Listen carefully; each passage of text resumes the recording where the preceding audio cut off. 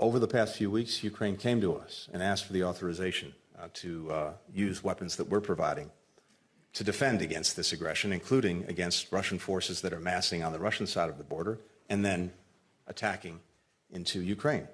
That went right to the president, and as you've heard, he's approved the use of our weapons for that purpose. I'm not sure that for today we have possibility to use these jets on the territory of Russia. We will see. We began to speak about it, and I said that I think that using any weapon, Western kind of weapon, on the territory of Russia, it's the question of time. I think so.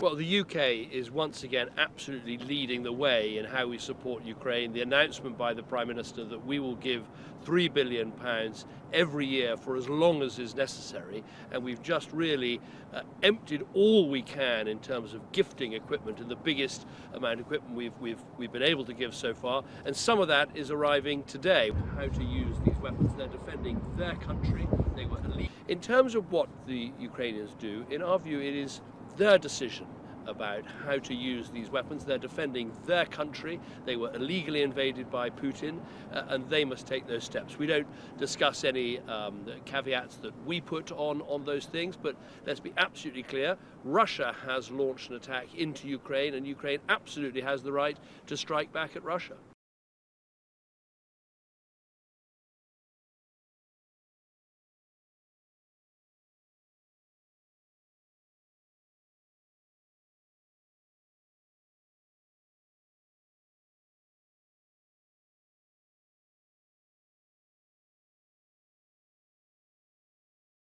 Представители стран НАТО, особенно в Европе, особенно в малых странах, они должны вообще отдавать себе отчет, с чем они играют. Vladimir Putin warned the West on Tuesday that NATO members in Europe were playing with fire by proposing to let Ukraine use Western weapons to strike inside Russia. While on a trip to Uzbekistan, the Russian president told reporters on Tuesday that such strikes could trigger a global conflict. Putin also emphasized that many NATO member countries have small land areas and dense populations, which was a, quote, factor that they should keep in mind before talking about striking deep into Russian territory.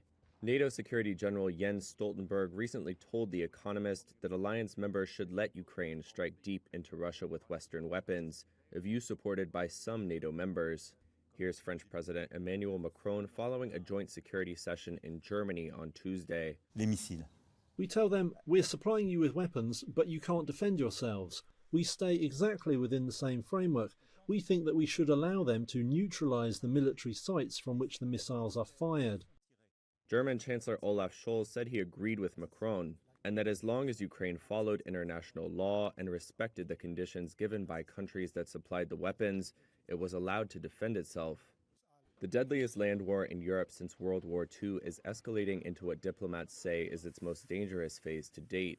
Ukrainian President Vladimir Zelensky recently chided Ukraine's Western allies for not providing enough military support to rebuff Russian attacks, and for prohibiting Ukraine from using Western-provided weapons to strike missile launchers inside Russia.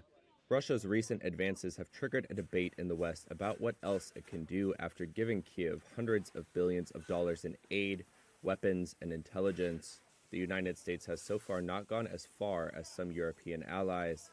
Here's U.S. National Security Council spokesman John Kirby on Tuesday. We're aware of the interest that President Zelensky has expressed in this regard. I would tell you that there's no change to our policy at this point. We don't encourage or enable the use of US-supplied weapons to strike inside Russia.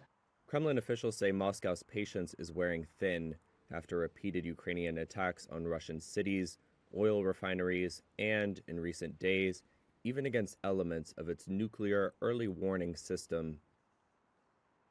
Как известно, в ходе визита в Киев Кэмерон заявил в интервью агентству Reuters, что, цитата, «прямая Украины, как он сказал, есть право наносить удары по территории России с применением британского вооружения».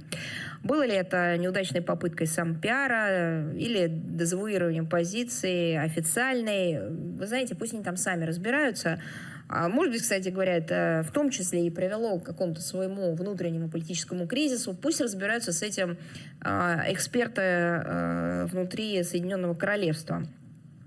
Мы свои выводы из этого эпизода сделали, мы его зафиксировали. И в заявлении МИД России от 6 мая прямо предупредили, что ответом на украинские удары с применением британского оружия по территории нашей страны могут стать любые военные объекты и техника Британии на территории Украины и за ее пределами.